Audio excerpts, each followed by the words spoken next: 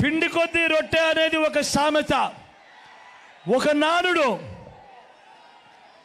దాని అర్థం పిండి ఎక్కువ ఉంటే రొట్టెలు ఎక్కువ వేసుకోవచ్చు, పిండి తక్కువ ఉంటే రొట్టెలు తగ్గుతాయి. ఇది మనందరికీ కూడా తెలిసిన సామెత, ఇది మనందరికీ కూడా తెలిసిన నానుడు. కానీ కానీ పిండి ఎంత ఉన్నా కూడా ఆ రొట్టెలు చేసే అధికారం చంద్రబాబుదైతే మాత్రం ఆ పిండి ఆ రొట్టె అన్నీ తాను తన వారు తినేయటమే ఒక స్కీమ్గా పెట్టుకున్నదే చంద్రబాబు పాలన. నేను అడుగుతా ఉన్నా, చంద్రబాబు తన 14 ఏళ్ల పాలనలో పేదల ఖాతాల్లోకి, అంటే మీ బ్యాంక్ అకౌంట్లలోకి, అంటే మీ ఖాతాల్లోకి, అంటే నా అక్క చెల్లెమ్మల కుటుంబాల ఖాతాల్లోకి ఒక్క రూపాయి అయినా వేశాడా అని అడుగుతా ఉన్నాడు మీ బిడ్డ.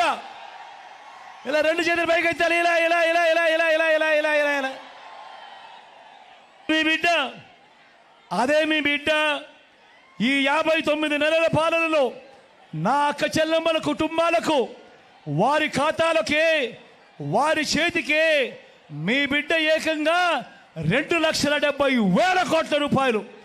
మరొకసారి చెప్తా ఉన్నాను, ఏకంగా 2,70,000 కోట్ల రూపాయలు నేరుగా మీ బిడ్డ బటన్ నొక్కుతా ఉన్నాడు. నా అక్క చెల్లెమ్మల కుటుంబాల ఖాతాల్లోకి నేరుగా వెళ్తా ఉంది. ఎక్కడా లంచాలు లేవు, ఎక్కడా వివక్ష లేవు. 130 సార్లు మీ బిడ్డ బటన్ నొక్కి నా అక్క చెల్లెమ్మల కుటుంబాలకు మంచి చేస్తూ నేరుగా మీ బిడ్డ ఈ డబ్బులన్నీ పంపించాడు. మరి ఇదే నేను అడుగుతా ఉన్నా, మరి ఇదే డబ్బు చంద్రబాబు హయాంలో ఎవరి జోబీ లేకపోయింది అని చెప్పి మీరందరూ కూడా నిలదీయండి అని అడుగుతా ఉన్నా. చంద్రబాబుకి ఎంత పోయింది? దత్తపుత్రుడికి ఎంత ఇచ్చారు? ఈనాడుకి ఎంత పోయింది? ఆంధ్రజ్యోతికి ఎంత పోయింది?